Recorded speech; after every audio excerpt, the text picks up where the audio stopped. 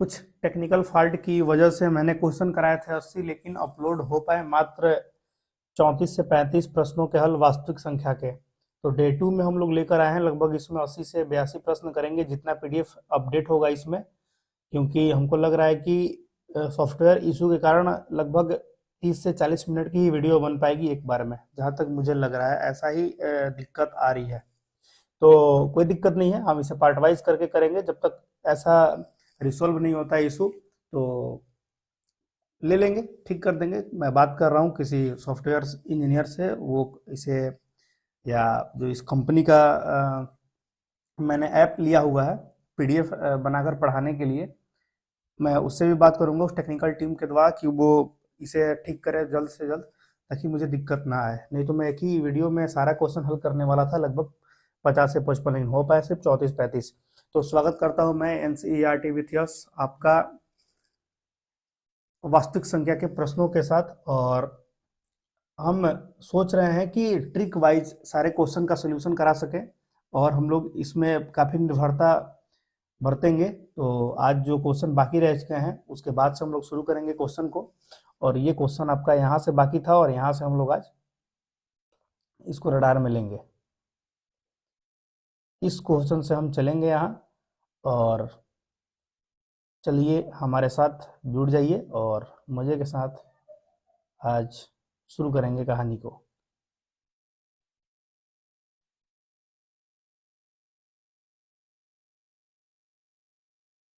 चलिए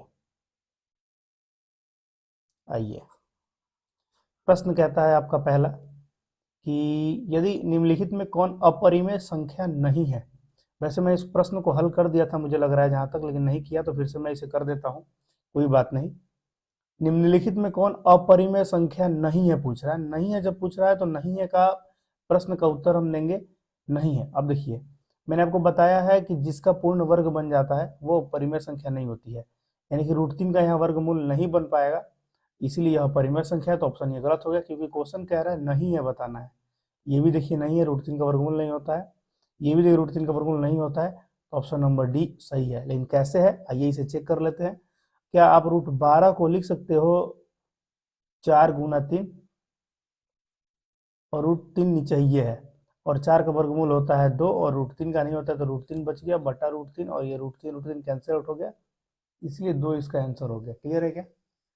तो बहुत आसानी से चलेंगे हम। तो 2 एक परिमेय संख्या है, और तो हम कह सकते हैं कि यह जो है ऑप्शन गलत है, इसलिए ऑप्शन नंबर डी सही है। अगला आते हैं क्वेश्चन पर, और ये कहता है अगला क्वेश्चन आपका 0.105 को आप p बट्टा में 2 का पावर n गुना 5 के पावर n के बारे में लिख सकते हो क्या? बिल्कुल मैं लिख सकता हूँ। बटा करूंगा 1000, अगर ये भी क्वेश्चन मैं सोल्व कर दिया हूँ पिछले वाले वीडियो में, लेकिन फिर से मैं कर देता हूँ। 5 से कटाऊंगा ये 21 बार में कटेगा, ये 5 से कटाऊंगा तो 200 बार में कटेगा, और 200 का मतलब होता है 2 × 100। ठीक है, और 2 × 100 का मतलब होता है 2, ये तो 2 ये वाला हो गया, और 100 का मतलब है 2 गुना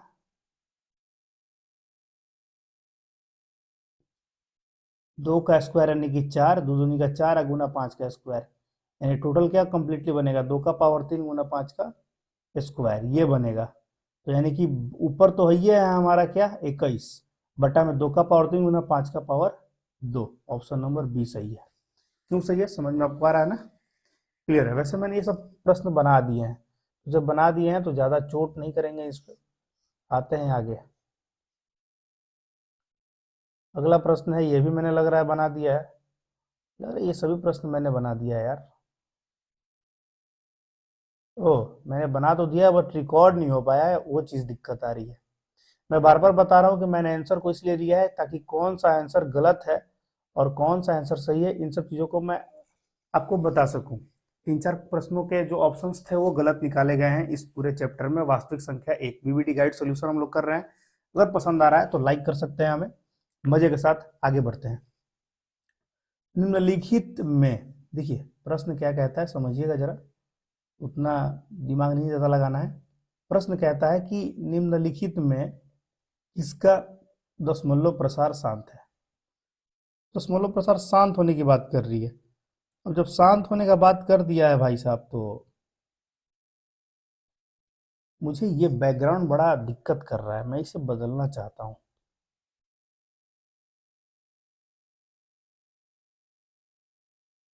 ठीक, सही है, सही लग रहा है अब। निम्नलिखित में किसका दशमलव प्रसार अशांत है? अशांत कहने का मतलब वो पूरा पूरा कटे ना। देखिए अब दशमलव प्रसार सात होने के लिए क्या बट्टा में होना चाहिए 2 गुना 5, यानी कि 10 होना चाहिए बट्टा में। अब जिसके भी अंत में 0 है वो तो आंसर होगा नहीं कभी जीवन में। तो ऑप्शन नंबर डी ऐसे ही गलत हो गया, बी ऐसे ही गलत हो गया और ए ऐसे ही गलत हो गया, नहीं ऑप्शन नंबर सी राइट है। चेक करने की कोई आवश्यकता बिल्कुल नहीं है, क्योंकि आपने नियम ही पढ़ा है कि 2 गुना 5 के पावर के रूप में जो रहेगा, 2 गुना 5 के जो रूप में रहेगा, तो हम कह सकते हैं उसी का इकाई अंक 0 होगा। 0 करने के लिए आपको 2 गुना 5 होना जरूरी है, या तो आप 4 गुना 25 कीजिए 100, इसमें भी देखिए 2 गुना 5 आ रहा है, इसका मतलब 2 का स्क्वायर है, इसका मतलब 5 का स्क्वायर, मतलब 2 और 5 का होना लाजमी ही है। अगर ये नहीं होता है तो फिर तो भाई साहब बिल्कुल बड़ी दुविधा हो जाएगी कि 0 हम कैसे प्राप्त करें, होगा ही नहीं। तो नहीं होगा तो हम कह सकते हैं कि ऑप्शन नंबर जो सी है वही बिल्कुल गलत है। अगला प्रश्न क्या कह रहा है, ये देखिए, ये क्वेश्चन बहुत आसान है और हलवा है, लेकिन मैं आपको बता देता हूं फिर से क्या किया जाए। 80 क्वेश्चन को हल किया मैं, लेकिन रिकॉर्ड हो पाया मात्र 34 से 35 प्रश्न। बड़ा ही बुरा लगता है। आप मेहनत करो और उसका परिणाम शून्य हो जाए। आगे चलते हैं। क्वेश्चन कह रहा है पी एक धनात्मक पूर्णांक है, तो बताइए धनात्मक सम पूर्णांक क्या होगा। ये देखिए यहाँ सम लिखा हुआ है, बताना है कि सम पूर्णांक क्या होगा। चलिए आइए आगे। बड़ा आसान प्रश्न है और इसे बनाने के लिए ज़्यादा हम टाइम नहीं लेंगे। बहुत सी दुविधाओं को हमने पार किया है, तो ज़्यादा समय लेने की आवश्यकता है नहीं।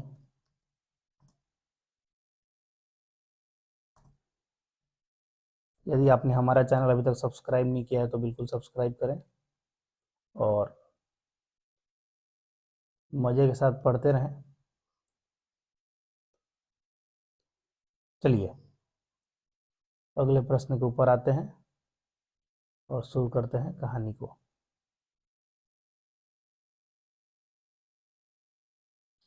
आइए, क्वेश्चन कहता है पी एक धनात्मक पूर्णांक है, तो धनात्मक सम पूर्णांक क्या रूप क्या होगा। पी एक धनात्मक पूर्णांक है, कहने का मतलब पी बराबर दिया हुआ है, या तो 1 हो सकता है, या 2 हो सकता है, या 3 हो सकता है, कुछ भी हो सकता है, धनात्मक पूर्णांक है, 1 से लेकर आप कहीं लिख सकते हैं। तो ऑप्शन एक कह रहा है 2p, दूसरा कह रहा है p+1, तीसरा कह रहा है p और चौथा कह रहा है 2p+1। सम लाना है। सम कहने का मतलब जिसमें 2 का भाग लग जाए। मैंने बताया कि जिसमें भी 2 का भाग लग जाता है वही तो सम है ना। अब पी का मान हम 1 रख के देखते हैं क्या वो डिसाइड कर रहा है। 2 गुना पी की जगह पे यानी कि 2 आ रहा है, 2 रख के देख रहे हैं 4 आ रहा है, पी की जगह 3 रख के देख रहे हैं 6 आ रहा है, 4 रख के देख रहे हैं 8 आ रहा है। आ रही है बात समझ में? बार बार कर रहा हूं मैं तो यही आ रहा है, कहने का मतलब यही ऑप्शन सही है, आगे चेक ही नहीं करेंगे। लेकिन आप कह रहे हो तो मैं एक बार कर लेता हूँ। 1+1 2 आ गया। अगर पी की जगह पे मैं 1 रख रहा हूँ, यहाँ पर ध्यान देंगे, पी की जगह 1 रख रहा हूँ मैं, तो यहाँ मुझे मिल रहा है क्या, 2 मिल गया। अब मैं पी के जगह पे 2 रखने का सोच रहा हूँ, यानी कि पी की जगह 2+1 3 मिल गया। बात सम की हो रही है, इसीलिए ऑप्शन नंबर ये गलत हो गया। यहाँ देखिए पी की जगह 1 2 3 कुछ रख सकते हैं, तो 3 अगर रख देते हैं ये फेल हो जा रहा है। यहाँ देखिए 3 रख रहे हैं अगर पी की जगह पे, तो 3 दूना 6 एक साथ हो जा रहा है, यानी ये भी फेल हो गया, यानी सारे फेल हो गए। ऑप्शन नंबर ए इसीलिए राइट है। अगला प्रश्न क्या कहता है, ध्यान से देखिए और बनाइए। पहले आप बनाइए उसके बाद ही आगे की जिक्र कीजिए। ये नहीं है कि पहले मैं ही बना दूं, नहीं, पहले आप बनाइए और उसके बाद मैं तो ये हूं अंत में बनाने के लिए। अरे ये बात समझ में, लेकिन पहले आपको कोशिश करना ही करना है। अगला प्रश्न देखते हैं। विभाजन एल्गोरिथम से दिखाना है कि, एक सेकेंड, विभाजन एल्गोरिथम से दिखाइए कि ए बराबर बी क्यू प्लस आर दिया हुआ है, ए बराबर दिया हुआ है बी क्यू प्लस आर। तो पूछ रहा है बताइए ए बराबर 37 दिया है, देखिए 37 बराबर बी बराबर कितना दिया हुआ है 4, और क्यू हमें ज्ञात करना है, आर बराबर 1 दिया है। प्लस है, इधर आया तो आप कहोगे माइनस, यानी कि 36 हो गया, 37 में से 1 घटा तो बराबर 4 क्यू, और ये कट के हो गया 9, यानी क्यू का मान जो है वो आ गया आपका 9, ऑप्शन नंबर ए।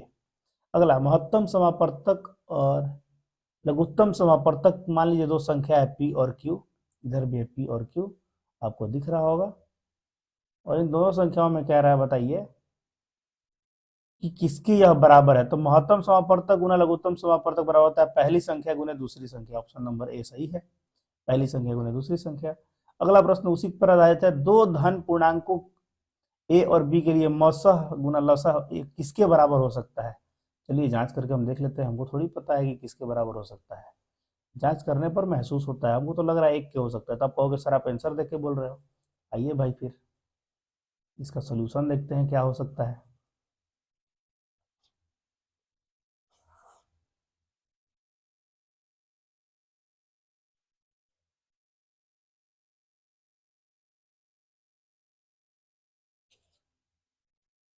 चलिए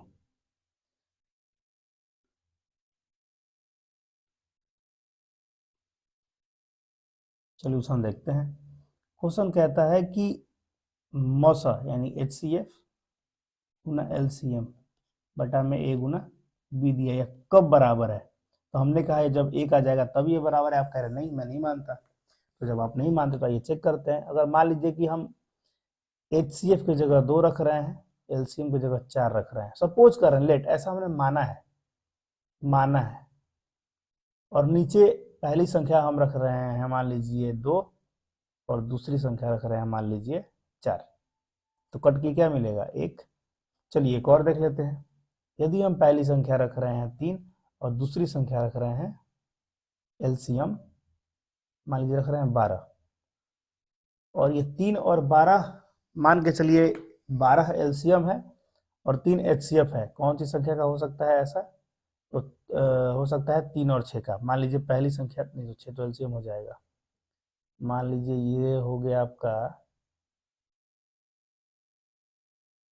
4 का, सपोज करते हैं HCF 4 हो गया, मान लीजिए HCF 4 हो गया और LCM 12, कोई संख्या दिख रही है ऐसी, HCF 12, 4 और 12, तो कितना यहाँ रख दें, पहली संख्या गुने दूसरी संख्या क्या रख दिया जाए, 6 रख दिया जाए क्या, 6 रखने पर LCM 12 6 हो जाएगा, नहीं तो ये 12 रखना पड़ेगा। तो हर हाल में कटकर मान लीजिए एक ही आ रहा है, हम कहेंगे कि यह तभी सत्य है जब इसका मान 1 होगा। आप कोई भी रख के देख सकते हो, एक ही आएगा, आपके दिमाग में जो भी डिजिट आ रहे हैं तो कुछ भी रख लो, एक ही आंसर होगा। टाइम बर्बाद करने से कोई फायदा नहीं है, आंसर आपका एक ही आएगा, आप चेक कर सकते हो, और नहीं आएगा तो कमेंट सेक्शन जिंदाबाद, बात देखा जाएगा, थोड़ी ना हम भगवान है जो हमने जो लकीर खींच दी वही सही है।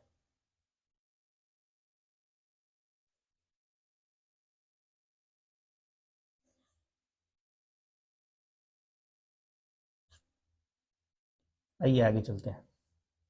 दो संख्याओं का मसह दिया हुआ है, दो संख्याओं का मसह 27 है, लसा 162 है। आपको पता है कि फॉर्मूला होता है पहली संख्या गुने दूसरी संख्या बराबर LCM गुना, आप खुद से बनाने का प्रयास करें, बहुत आसान आसान प्रश्न है, सिर्फ find put the value find the answer वाले प्रश्न है ये सभी। पहली संख्या आपकी दी हुई है 54, पर कह रहा है उसमें से दूसरी संख्या हमें ज्ञात करनी है, और LCM उसका दिया हुआ है 162, और HCF दिया हुआ है आपका 27। कटाइए, 27 दूना 54, दूसरी कटा 81 बार में, यानी बी का वैल्यू आ गया 81, यानी दूसरी संख्या जो है क्या है मेरे भाई, ऑप्शन नंबर डी 81। अगला क्वेश्चन हूबहू वैसा ही है जैसा हम लोग पहले देख चुके हैं, सम संख्या और असम संख्या विषम संख्या बताने का। क्वेश्चन कह रहा है आपका, ध्यान दीजिएगा क्वेश्चन क्या कह रहा है। क्वेश्चन कह रहा है यदि किसी धनात्मक पूर्णांक q के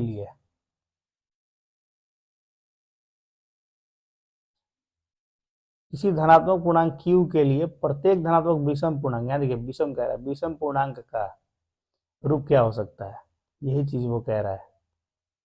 आइए इसे हल करते हैं। विषम पूर्णांक की बात कर रहा है तो q बराबर मान लेंगे हम कुछ भी, 1 2 3 ऐसे कुछ भी। अब 6 क्यू है मान लीजिए, क्यू की जगह 1 रख रहे हैं तो 6 आ रहा है, क्यू की जगह 2 रख रहे हैं तो 12 आ रहा है, 6 की जगह क्यू की जगह 3 रख रहे हैं तो 18 आ रहा है। हर बार सम आ गया, 2 से भाग लगने वाला आ गया, तो क्या यह है विषम पूर्णांक? तो कहेंगे नहीं, ऑप्शन नंबर है तो ऐसे ही खत्म है। आते हैं दूसरा, ये भी देखिए, ये वाली देखते हैं, 6 क्यू प्लस 2, क्यू की जगह हम 1 रख रहे हैं तो आ रहा है 6, अब प्लस 2 8 हो गया। ये क्यू की जगह 2 रख रहे हैं तो 6 2 ना 12, 2 14 हो गया। यानी कि हर हाल में इससे भी समय संख्या प्राप्त हो रहा है, यानी कि ऑप्शन नंबर ये भी क्या हो गया? गलत। 4 रखेंगे, देखिए 6 प्लस 1 6 4 10 हो जाएगा, 6 2 12 4 16 हो जाएगा। यानी अगर ये भी रख रहे हैं हम तो ऑप्शन जो हो रहा है वो गलत हो रहा है, यानी कि 1 रखेंगे यहाँ पर तब होगा। कैसे? तो 6 क्यू के जगह पे मान लीजिए 6 क्यू प्लस कितना है? 1 है ना, और 6 क्यू की जगह मान लीजिए 1 प्लस 1, यानी कि 6 एकम 6 1 7, 6 क्यू का मान 2 प्लस 1 6 12 1 13। और हाल में विषम संख्या प्राप्त हो रहा है हमें, हम कहेंगे क्या? यही ऑप्शन सेटिस्फाइड कर रहा है और यही ऑप्शन सही है। क्लियर है? उम्मीद है आपको बहुत बेहतरीन तरीके से समझ में मैथ आ रही ही होगी। मैथ में आपको बच्चा ना बना दिया तो मेरा नाम भी XYZ नहीं। आगे चलेंगे। अभी हमने बताया आपको प्रत्येक परिमेय संख्या क्या होती है, तो प्रत्येक परिमेय संख्या एक वास्तविक संख्या होती है, वो माइनस भी हो सकती है, प्लस भी हो सकती है, कुछ भी हो सकती है। 22/7 एक परिमेय संख्या है। अगर यहाँ पूछ देता पाई कैसी संख्या है तो हम बताते वो एक अपरिमेय संख्या है। याद रखेंगे, अगर पाई का सिंबल दे देता है मेरे भाई और पूछता है कैसी है तो हम बताएंगे वो एक अपरिमेय संख्या है। पूर्णांक संख्या जो माइनस भी हो, प्लस भी हो, जीरो भी हो, वही है पूर्णांक संख्या। अगला, 2 लगातार संख्याओं का मौसा क्या होगा? 2 लगातार संख्या 2 और 3 है, मान लेते हैं, उसका मौसा क्या होगा? हमेशा 1। Option number D is right. यदि ए और बी अभाज्य संख्याएं हैं, अभाज्य संख्या कहने का मतलब वो होता है जो किसी से कटे ना, 2 और 3 अभाज्य संख्या है, तो लसा क्या होगा? इनका हमेशा गुना करेंगे, 6। 4 और 5 4 अभाज्य संख्या नहीं है, 5 और 7 अभाज्य संख्या है, गुना करेंगे 35। हर ये बात समझ में? यानी हमेशा गुना होगा ए और बी। लसह क्या होगा? देखिए ऑप्शन यहाँ डी दिया हुआ है जो बिल्कुल क्या है? गलत है।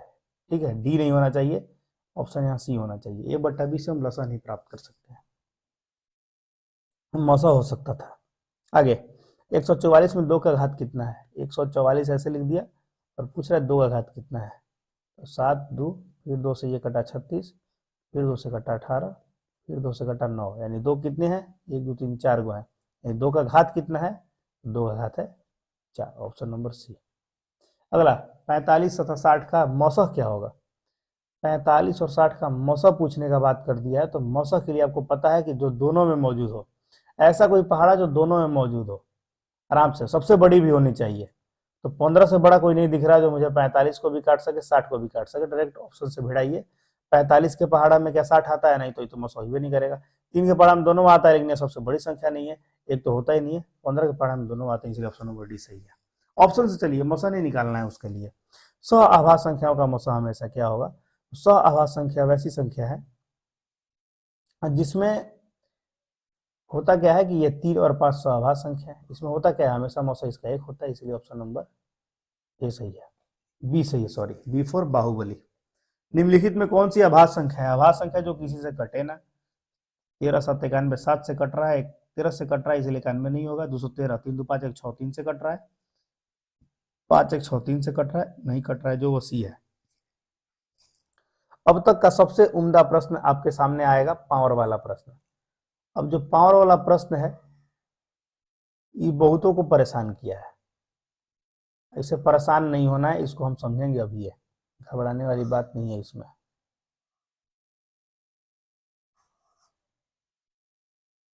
आइए मजे के साथ देखते हैं इसे और करते हैं इसे द एंड। चलिए, यदि किसी संख्या के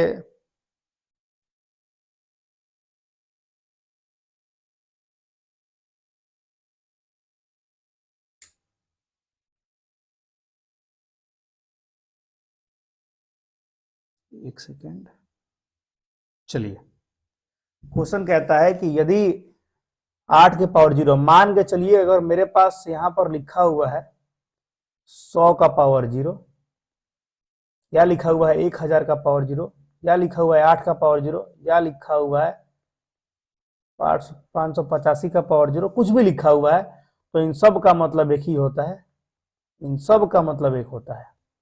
50 करोड़ लिखा हुआ है, सबका मतलब एक होगा। उसी प्रकार ठीक 8 का पावर 0 का मतलब एक और 2 का पावर 0 का मतलब एक। 1 गुना 1 equal to 1, option number B. ठीक है, किसी भी संख्या का पावर 0 रहेगा तो एक होगा, तो 1 गुना 1 मिलकर बनाता है 1। इसमें कोई दो राय नहीं है। आपको समझ में आ गया होगा। अगला है निम्नलिखित में कौन अभाज्य संख्या है। अभी मैंने बताया आपको अभाज्य संख्या वैसी संख्या है, अभाज्य संख्या वैसी संख्या है जो किसी से ना कटे। 27 3 के पहाड़ा में आता है, नहीं चेक करेंगे। 35 5 के पहाड़ा में आता है, नहीं चेक करेंगे। 56 2 के पहाड़ा में आता है, नहीं चेक करेंगे। Option number C right. अगला फिर वही क्वेश्चन बार बार हर बार, और उम्मीद है आपको ये चीज खुद से बन जाएगी। इस क्वेश्चन को मैं होमवर्क देना चाहता हूं, क्योंकि मुझे नहीं लगता कि ये क्वेश्चन मैं फिर दोबारा बनाऊंगा, क्योंकि आपको मुझे पता है कि आपको बिल्कुल ये चीज समझ में आ चुकी है। ये क्वेश्चन कह रहा है ये कि किसी पूर्णांक p के लिए प्रत्येक सम पूर्णांक का रूप क्या होगा। सम पूर्णांक समी संख्या आनी चाहिए, तो ऑप्शन नंबर ए होगा नहीं। एक जोड़ देंगे तो 2 का 3 बन जाएगा। ये भी नहीं हो सकता है, क्योंकि p का मान कुछ भी हो सकता है, 3 भी हो सकता है, 5 भी हो सकता है, तो अब कहेंगे सम ये नहीं है। p+1 यहाँ 2 और 1 जोड़ेंगे तो 3 आ जाएगा, यानी कि ये भी नहीं होगा, यानी ऑप्शन नंबर डी। ऐसे मैंने ये क्वेश्चन बना दिया। लीजिए फिर एक वाहियात प्रश्न आपके सामने। 6.07 पर रेकरिंग है, जो कहता हूं जो देता है ऊपर लिखिए, जितना रेकरिंग है उतना 9 नीचे लगाइए और कहानी में कीजिए tata bye bye. Option number है। निम्नलिखित में कौन अपरिमेय संख्या नहीं है। पाइएगा परिमेय संख्या जिसका वर्गमूल नहीं बनता है वो भी अपरिमेय है, ये भी अपरिमेय है। जो बच गया वही तो इकलौता है ना, क्यों है?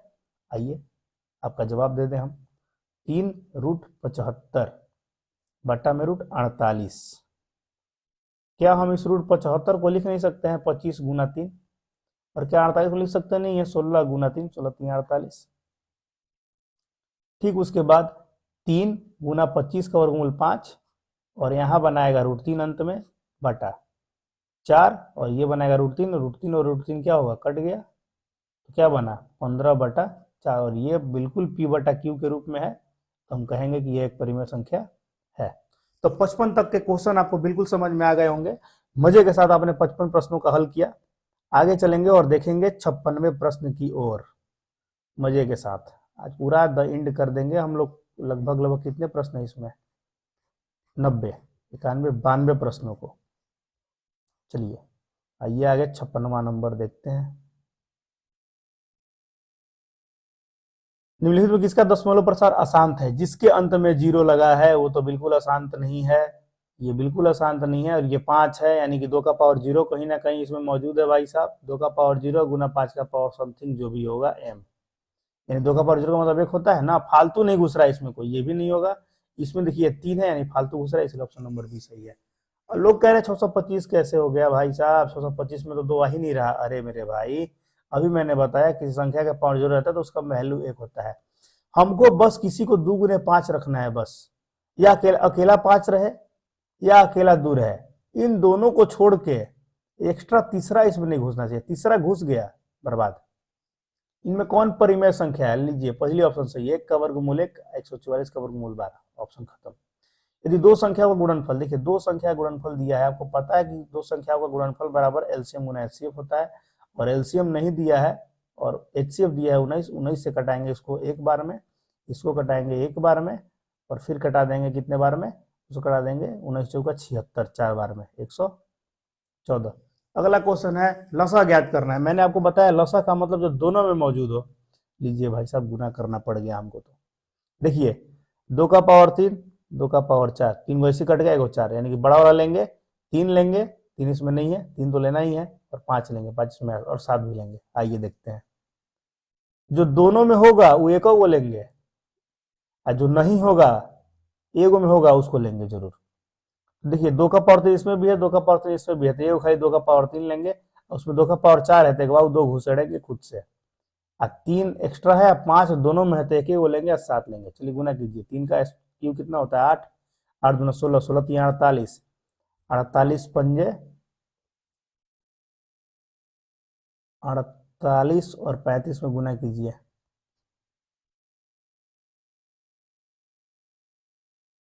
और ये आ जाएगा आपका 1680। Option number D is right. अगला बार बार एक ही प्रश्न और बार बार इसका उत्तर आपका ना दे पाना कहीं ना कहीं साबित कर रहा है कि मेरे पढ़ाने में दिक्कत आ रही है, नहीं तो आपको समझ में नहीं आ रहा है कहीं ना कहीं। ये हो सकता है बात, और ये हो सकता है तो फिर कहीं ना कहीं लापरवाही है आपके अंदर। आगे आइए। 55 तक तो हमने कर दिया ना भाई।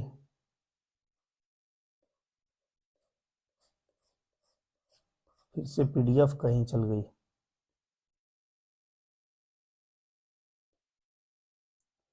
हर बार एक ही समस्या, लेकिन आज इसको छोड़ेंगे नहीं, आज बना के रहेंगे। कुछ भी हो जाए भाई साहब, 1 मिनट रुकिए, मैं पीडीएफ अपडेट फिर से करता हूँ।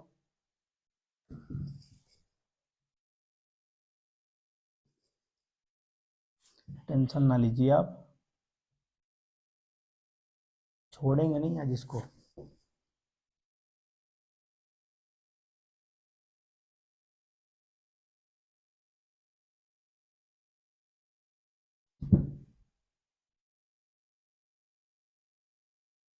चलो आगे आते हैं।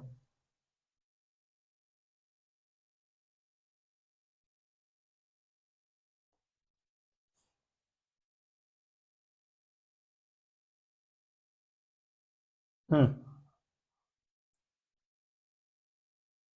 आइए, अगला क्वेश्चन कर रहा है, यदि एम एक धनात्मक पूर्णांक है, एम एक धनात्मक पूर्णांक है तो धनात्मक विषम पूर्णांक का मान क्या होगा? देखिए, इसका सम आ जाएगा, इसका सम आ जाएगा, इसका होगा नहीं। ऑप्शन नंबर सी सही है। 2.13 1 3 देखिए अल्टरनेट आ रहा है, 13 आ गया, 113 आ गया, 1013 आ गया, 11,013 आ गया। ऐसे जब संख्याएं आती हैं तो वे सभी संख्या अपरिमेय संख्या कहलाती हैं, क्योंकि इसका कोई नियम कानून ही फॉलो नहीं हो रहा है। परिमेय संख्या वो होती है जिसका फॉर्मेट एक हो, इसका फॉर्मेट ही नहीं है। देखिए अलग अलग फॉर्मेट में आ रहा है, इसीलिए परिमेय संख्या है। अगला, निम्नलिखित में कौन अपरिमेय संख्या है? देखिए यहाँ 100 है तो इसका वर्गमूल होता है 10, 4 का होता है 2, और 16 का 4 होता है, 25 का 5 होता है 9 हो जाएगा। यानी कि ये सही है। भाई बटा 3 कैसी संख्या है? जब मान नहीं दिया है भाई साहब तो अपरिमेय ही तो है। एक अशून्य परिमेय और परिमेय संख्या गुणनफल क्या होता है? एक अशून्य परिमेय यानी कि मान के चलिए, अशून्य का मतलब उसका मान ही नहीं पता हमको, जीरो हो गया वो। जीरो मत कहिए, अशून्य का मतलब मान ही नहीं पता, परिमेय है ये नहीं है मान लीजिए, तो खाली अपरिमेय गुणनफल क्या होगा? हमेशा ही अपरिमेय होगा। √3 एक अपरिमेय संख्या है, बात तो सही है। 20, 10 और 20 के लसा और मसा का अनुपात क्या होगा? इस सबका लसा पहले पूछ रहा है। देखिए यहाँ पूछ रहा है पहले लसा और फिर पूछ रहा है मौसा का अनुपात, तो लसा पहले निकालेंगे तो 20 होगा लसा आपका। एलसीएम पूछ रहा है या फिर बटा में एचसीएफ पूछ रहा है, तो 20 लसा हो गया और मौसा आपका हो जाएगा 2, दोनों कटे, 2 में 10, 2 में 20, 10 बटा में 1 होगा। ऑप्शन इसका बी सही। अगला वैसे ही क्वेश्चन है, 6, 8, 22 का लसा और मसा का अनुपात क्या होगा? तो पहले लसा निकालेंगे। 6, 8, 22 का लसा हमको लग रहा है कि होना चाहिए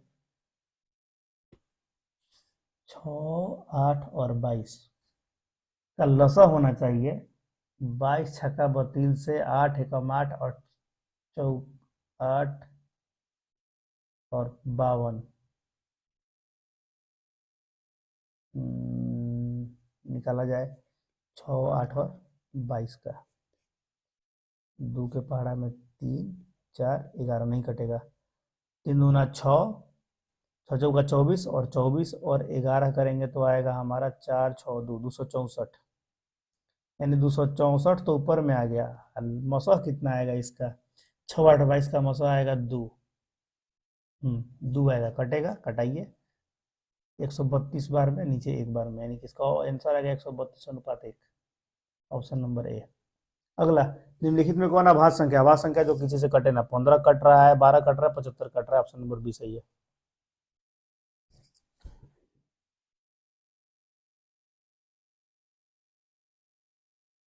ये देखो यार, बढ़ रहा है ना ये।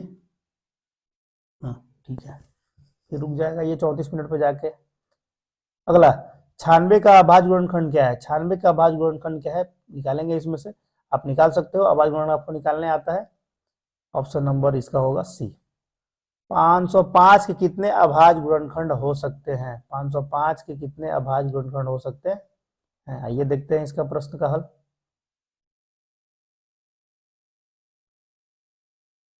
505 निकालेंगे इसका अभाज्य गुणनखंड, यानी ऐसे 505 5005 है, 505 है। क्वेश्चन नंबर क्या है? 5005 है। 5 5 10 नहीं कटेगा, 5 से घटाओ 1001, कितना जाएगा?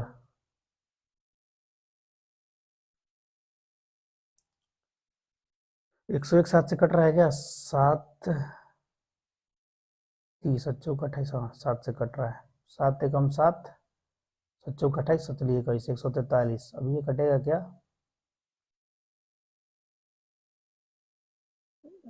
7 से, 7 नहीं, 9 से नहीं कट रहा है।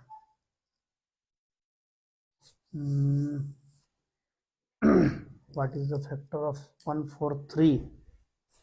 143 का फैक्टर क्या हो सकता है भाई साहब, सोचिए। 19 से कटना चाहिए क्या? 19 सत्ते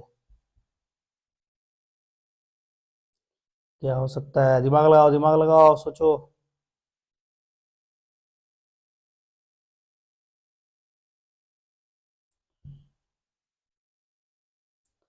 ग्यारह से चेक करते हैं। 11 11 33 कट गया, यानी कि कितने हुए? 1 2 3 और ये 4, यानी इसके फैक्टर हुए टोटल 4। तो उम्मीद है आपको समझ में आया होगा। ये 5 से कट रहा है, 7 से कट रहा है, फिर 11 से कट रहा है, फिर 13 से कटेगा। ये 65 17 का मौसा दिया हुआ है 65 एम माइनस के रूप में, तो एम का मान बताइए क्या होगा।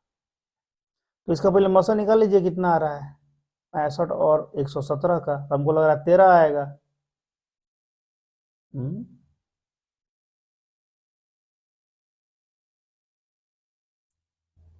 रुकिए रुकिए रुकिए रुकिए, 65 और 117 का पहले मौसा निकालते हैं। एक बार में गया 65, 13 ही आना चाहिए लग रहा है हमको। कितना आएगा भाई साहब? 6 5 11 52, 52 से 65 कटाइए,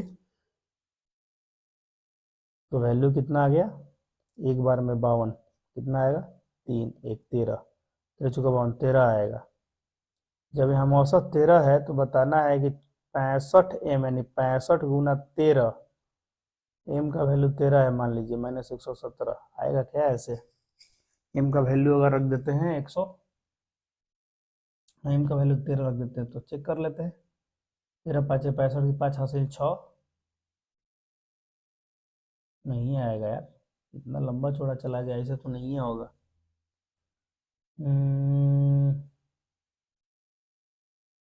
क्या किया जाए?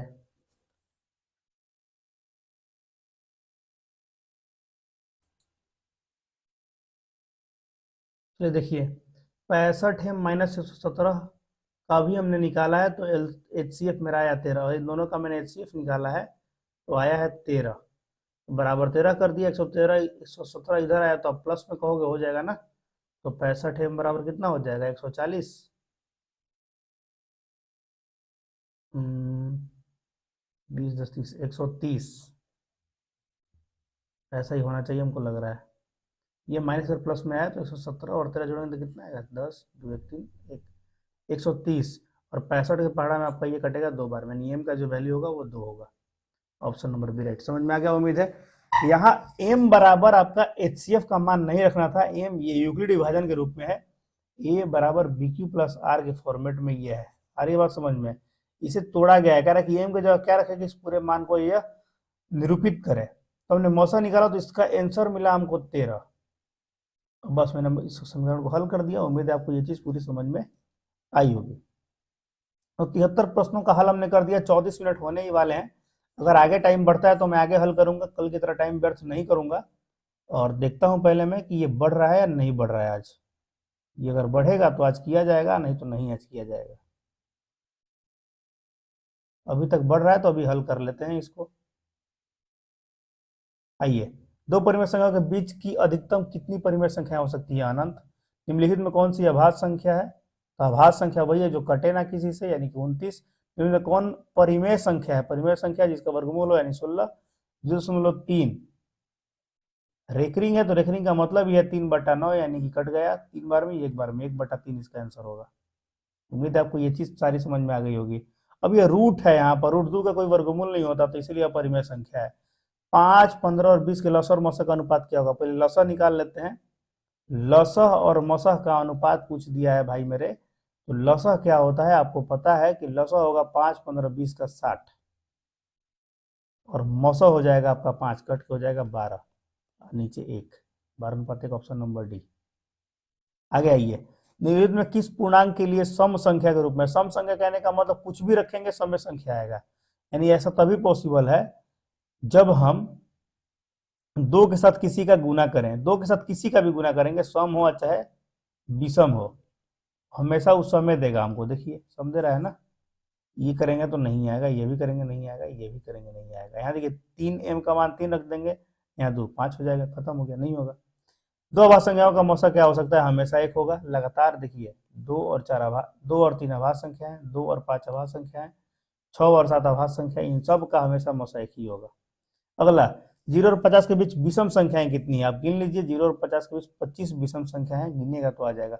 विषम संख्या जो सिर्फ 2 से ना कटे, वे सारी संख्याओं को रखिएगा जो 2 से ना कटे। आइए हम गिन के आपको दिखा देते हैं। 1, 3, 5, 7, 9, 11, 13, 15, जो कट रहा है वो भी लेंगे, जब सिर्फ जो जो 2 से ना कटे उसी को छोड़ना है, जो भी 2 से नहीं कटता उस सबको लिखना है। अब लिखिएगा 25 को आ जाएगा। ये हमेशा गिनकर ही बनता है, इसमें कोई ट्रिक नहीं है। अगला, निम्न में कौन अपरिमेय संख्या नहीं है, अपरिमेय संख्या इसका वर्गमूल ना बने, ढूंढिए कौन ऐसा इसका वर्गमूल बने। इसका भी नहीं बन रहा है, नहीं है पूछ रहा है, इसका वर्गमूल बने, और सबका नहीं बन रहा है, इसका बन रहा है, इसलिए यही सही है। दशमलव प्रसार 7 होने के लिए क्या नियम है, मैंने बताया है कि उसका पावर हमेशा फालतू 2 और 5 से फालतू कुछ नहीं घुसना चाहिए। 15 3 घुस गया खत्म, ये 7 घुस गया खत्म, इसमें भी 3 घुस गया, ये भी खत्म। इसमें नहीं घुस रहा है, 2 का पावर 3 गुना 5 का पावर हम 0 लिख सकते हैं, इसलिए सही हो गया। अगला देखते हैं, निम्नलिखित में कौन अपरिमेय नहीं है, अपरिमेय नहीं है, देखिए अपरिमेय है, ये भी अपरिमेय है, ये भी अपरिमेय है, यानी यही अपरिमेय नहीं है। 64 का वर्गमूल 8, 8 का 9, 8/9 है ये। सबसे छोटी अभाज्य संख्या 2 है, और सबसे छोटी भाज्य संख्या, सबसे छोटी भाज्य संख्या 4 है। भाज्य संख्या जो कट जाए 4, सबसे पहली छोटी भाज्य संख्या का गुणनफल हमेशा 8 होगा, यानी कि ऑप्शन नंबर हो जाएगा। सबसे छोटी और सबसे छोटी अभाज्य और सबसे छोटी भाज्य संख्या का गुणनफल क्या होगा, ऑप्शन में आ रहा है 4। भाज्य संख्या, सबसे छोटी भाज्य संख्या 4 है, ऑप्शन होना चाहिए 8, सी इसका सही आंसर होना चाहिए। तो ये भाज्य संख्या मतलब जो किसी से भी कटे, सबसे पहली संख्या जो किसी से कटे वो 4 ही है, क्योंकि 3 किसी से कटता नहीं है, 2 कटेगा नहीं, तो 4 ही सबसे छोटी भाज्य संख्या है, और अभाज्य संख्या कौन है, 2। अगला, दो संख्याओं ए और 18, दो संख्या है ए और 18 लिख दिया, और एलसीएम दिया हुआ है 36 और मौसा दिया है 2, तो बताइए क्या होगा, कट गया 2 बार में, ये 4 होगा, ऑप्शन नंबर सी। एक आदमी 24 मीटर पश्चिम की ओर जाता है, फिर पुनः 10 मीटर उत्तर में जाता है, डायरेक्शन का क्वेश्चन है, रीजनिंग का है। आइए इसको सोल्व करते हैं अपने भाषा में, देखते हैं बन पाता है कि नहीं।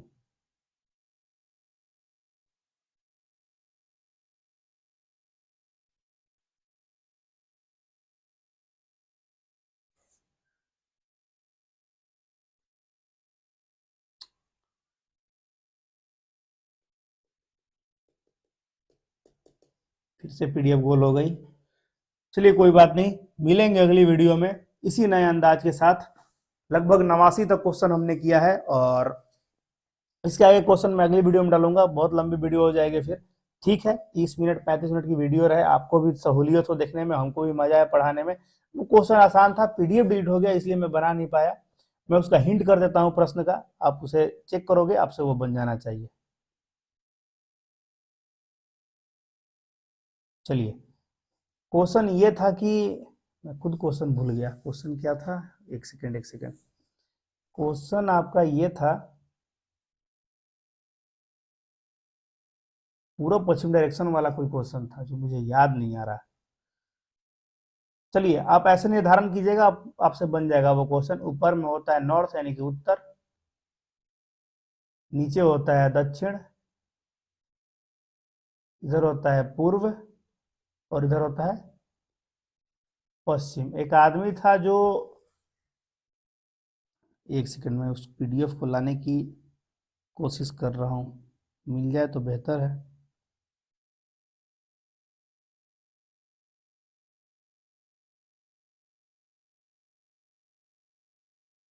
हम्म हम्म हम्म।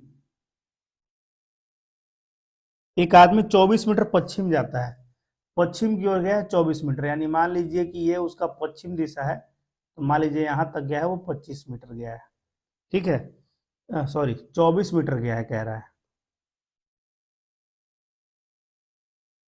पश्चिम की ओर वो गया है 24 मीटर, याद रखेंगे एक आदमी। उसके बाद कह रहा है वो कि पुनः वो 10 मीटर उत्तर की ओर जाता है। अब यहाँ से वो 10 मीटर उत्तर की ओर ऊपर की ओर गया है, यहाँ पर मान लीजिए 10 मीटर यहाँ गया, वो अपने प्रारंभिक बिंदु से कितनी दूरी पर है? प्रारंभिक बिंदु वो पहले खड़ा कहाँ था? यहाँ पर। और यहाँ से देखिए वो कहाँ तक है, यानी कि त्रिभुज समकोण बना कि नहीं बना, ये वाला, और ये कर्ण हुआ कि नहीं हुआ, यानी कि एच स्क्वायर बराबर क्या हो जाएगा, पी स्क्वायर, लंब का स्क्वायर 100, 10 का स्क्वायर 100, अब प्लस आधार का स्क्वायर 24 का स्क्वायर 576, यानी 676 आएगा, और रूट कर देंगे इसको जब, तो 26 आएगा, यानी ऑप्शन नंबर कितना है? 26। ऑप्शन नंबर आपका है 26, कहाँ गया, सी। अब सी कर दोगे। 89 नंबर क्वेश्चन है, 3.27 पर रेकरिंग। ध्यान देंगे ऐसे क्वेश्चन को कैसे सोल्व करते हैं। क्वेश्चन है आपका 3.27 पर रेकरिंग, मैंने बताया है जो दिया है ज्यों का त्यों लिख दीजिए, बट्टा में जय को पर रेकरिंग है तय को 9 लगा दीजिए, एक्स्ट्रा जो फालतू हो गया रेकरिंग नहीं है उसको 0 समझिए, और जो फालतू उसको यहाँ से घटा लीजिए, बात खत्म। 324/990, ऑप्शन में ना दिखे कटा के देखिए, दिख जाना चाहिए। अरे यार ये तो पूछ ही नहीं रहा, ये पूछ रहा है परिमेय संख्या, एक परिमेय संख्या है, सही है। तो 90वां क्वेश्चन है 6/15 का दशमलव प्रसार क्या होगा। 15वां क्वेश्चन है 6/15 का दशमलव प्रसार क्या होगा। देखिए इसका 3 और 5 घुस गया, इन 3 से ये कट गया, ये 2 बार में, और ये कटा 5 बार में। 2/5 का मतलब क्या है, यहाँ 2 का पावर 0 है, 5 का पावर 1 है, कह सकते हैं इसका दशमलव प्रसार क्या होगा, शांत। क्यों शांत होगा? क्योंकि फालतू कोई नहीं घुस रहा है, इसीलिए इसका दशमलव प्रसार शांत है। 91 नंबर कह रहा है आपका, निम्नलिखित में कौन संख्या अपरिमेय है? अपरिमेय जिसका पूर्ण वर्ग ना बने, ऑप्शन नंबर सी, √3/5। √3/5 होगा, होल टू द रीट है, 3/5 पर रूट है, याद रखेंगे। और 92 नंबर आज का अंतिम क्वेश्चन है, निम्नलिखित में कौन अभाज्य संख्या है? तो हम बताएंगे 11। 11 जो है वो एक अभाज्य संख्या है, option number C is right. 92 question का हल मैंने कर दिया। यदि आपको 92 क्वेश्चन अच्छे लगे होंगे सोल्यूशन, तो इस चैनल को सब्सक्राइब कर दीजिएगा, लाइक कर दीजिएगा, शेयर करना बिल्कुल नहीं भूलिएगा। क्लास 10th के एग्जाम के लिए हम टारगेट करके रखे हैं कि आपका 50 में 50 बने, वो भी ट्रिक के सॉल्यूशन के साथ, है ना। अभी तो नॉर्मल वे में चल रहा है, जब ट्रिक की आवश्यकता होगी ट्रिक करेंगे, क्योंकि 1 मिनट में ऐसे ही सॉल्व हो जा रहा है, तो ट्रिक की कोई आवश्यकता नहीं है, बेसिक पार्ट से ही चलेंगे। तो दबाकर लाइक कीजिए, दबाकर पढ़ाई कीजिए, और जुड़े रहिए हमारे साथ। धन्यवाद, बाय बाय, टेक केयर, जय हिंद, जय भारत।